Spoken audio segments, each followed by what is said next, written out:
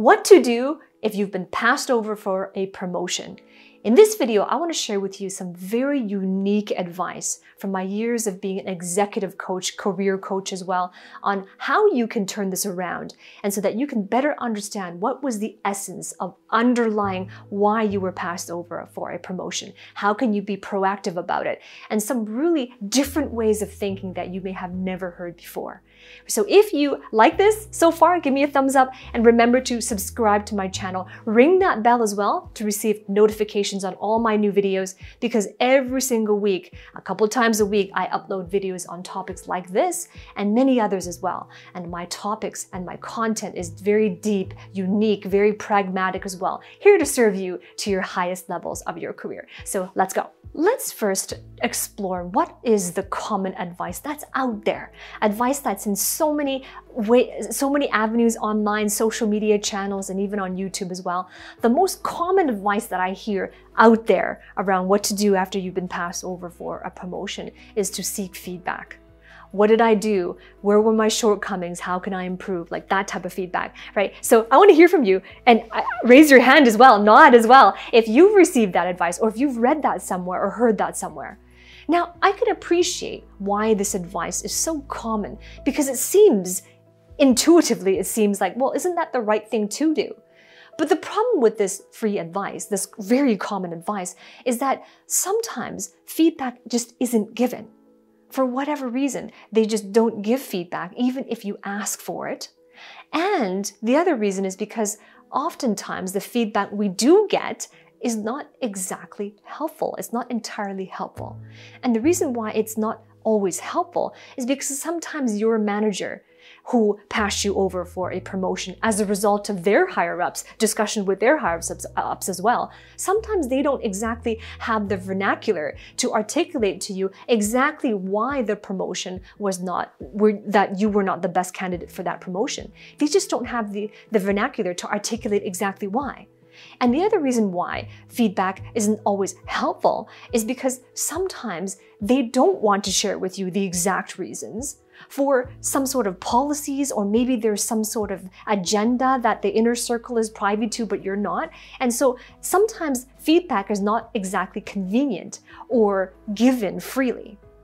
And so that's why when you ask for feedback, sometimes we still don't know what to do from there. And of course, there could be some managers that are on point, especially the higher up you are going. They're quite on point in being as specific as possible. But haven't you noticed that sometimes even after you implement that it could still come back and say, well, not now, or next time. So I want to give you in this video different advice, very unique advice. The second common advice that's out there is the advice that if you've been passed over for a promotion, then this is the time for you to really think about whether or not this is the right fit for you. To really think about, well, is this organization, are there opportunities for growth? Is this suitable for my goals or what I want to achieve? And the whole purpose of it is to decide whether or not you want to leave and to essentially to quit. The problem with this common advice is that sometimes when we are going this direction, then the quitting decision, the decision on whether or not to quit, could be based on the wrong metric. And oftentimes we could be making decisions that later on we live to realize in hindsight that it wasn't a decision that was our most inspired one, or it wasn't in alignment with what we value most. So that's the problem with that advice. The other problem with that advice is that even if you did end up quitting, the essence, the underlying problems that you did have that could have led to your lack of promotion, you take that underlying problem with you in the next position anyway. And you just keep taking it with you. Because problems undealt with that are underlying, that haven't really been addressed or balanced, they come with you no matter where you go. You're just going to be changing the environment from quitting and going to another one, but you take those with you. And therefore, that pattern that was from your previous position could be repeating again in the subsequent one. Right? So that's the second common advice that I hear online, and the problem with that advice. And the third most common advice is to just try again next time. If at first you don't succeed, try again. Right? How many of you heard that advice? Right? Comment below, I want to hear from you. Right, so I see this advice being given very frequently out there. Try again next time. Don't give up. Just try again next time. And the problem with this advice is that it is in alignment with Einstein, where he shared with you that the definition of a fool, trying the same thing or doing the same thing over and over again, expecting different results. Right? So when you keep trying in the way that you've been trying, the more that you try in the realm of what you already know, the more you will just produce more of what you already have. So you want something different. A promotion is something different from what you've had. Anytime in life, it doesn't matter what area of life, anytime in life you want to achieve something you've never had before, it requires something you've never done before. So trying again, and just simply trying again, is going to get you more of what you already have, because it's going to be on the foundation of what you already know, or the limitations of your knowledge, or more importantly, the limitations of what you don't know that you don't know. Right? So those are the three most common advice that I hear out there when it comes to advising people on what to do if you've been passed over for a promotion. And I feel that it is my moral obligation to share with you why this feedback, the common advice out there, the problems with it, so that you can really begin to see, all right, what do I need to do? How do I need to show up differently? And that's what I want to share with you in this video. Some very uncommon, unique advice on what can you do if you have been passed over for a promotion, whether or not that happened, or whether or not you're just wanting to be proactive so that you come prepared. The first part of my unique advice comes from reflecting on your presence. How did you show up in your workplace? Were you consistently and persistently articulating your desire to move to the next level of promotion? Were you clear on exactly what that looked like to you, what it meant to you, and the description of exactly what you will be doing and what you will be involved in? And the reason why this is important, because very often what I see as an executive coach is that individuals are working for a company, they've been working for that company for a number of years, and they've been putting their effort in it as an implementer and doing their best in their tasks. And just by doing their best at their job, they expect that their managers will make the connection, and they're expecting the promotion. But chances are, if you don't express it, if you don't articulate with your managers and your higher-ups exactly where you see yourself going, exactly what is that vision that you want to create for your career, the future of your career, then they can't possibly know. And it is unreasonable for you to expect that they will know if you've never talked about it. So oftentimes, I've coached clients who haven't been able to receive promotions, and they feel like they're long overdue. I mean, if you've thought that way before, long overdue for promotion. And upon working with them, one of the most important things that we uncovered together is that their manager just didn't know they wanted to be promoted, or they just didn't know that they wanted it urgently. Right? And they felt that, hey, weren't you happy with what you're doing? Aren't you happy with where you're at? And they felt that even if they didn't receive the promotion, that they would be okay with it. So the onus is on you to be expressive of it, to find ways to articulate it clearly and concisely. But in order for you to be able to articulate it yourself, you must have a clear vision of what you want to create in your career future and in your life's future as well. Right? So this is about how did you show up? Because oftentimes when they see you working hard, enjoying what you're doing right now, they are not going to connect the dots for you that you want to be promoted. And they're definitely not going to connect the dots for you exactly what promotion means to you, what direction, what salary, what team, and etc. They're definitely not going to make the connection for you. And every part of you, the way you show up, communicates this. Are you consistent in your communications? Are you persistent in those communications? And this is part and parcel of what to do so that you're not passed over for promotion.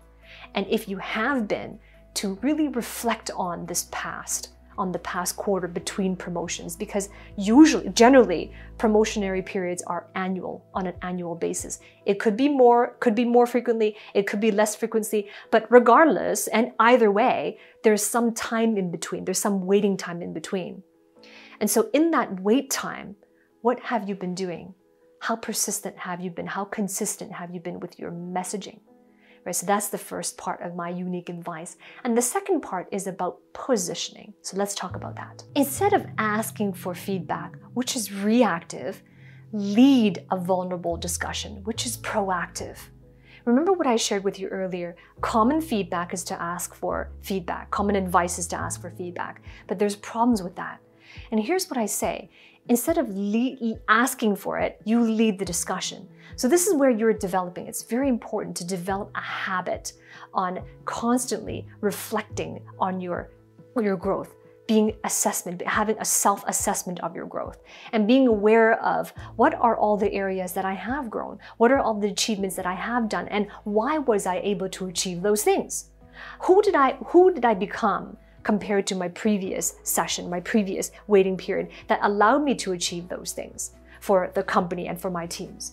And most importantly, to have this vernacular to yourself, within yourself, on being able to critique yourself.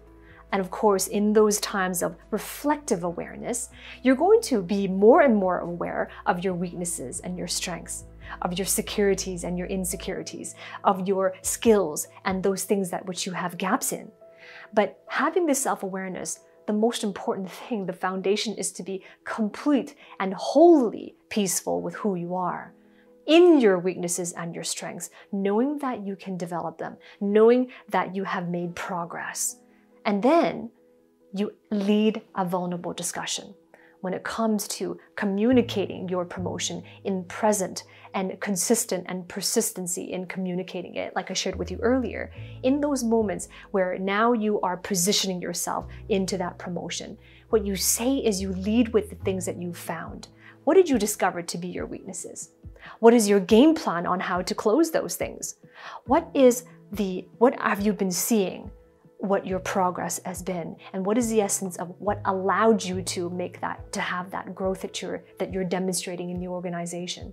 So when you are able to navigate that landscape, this is about positioning yourself as somebody who has the level of depth of reflective awareness that you are taking feedback from life.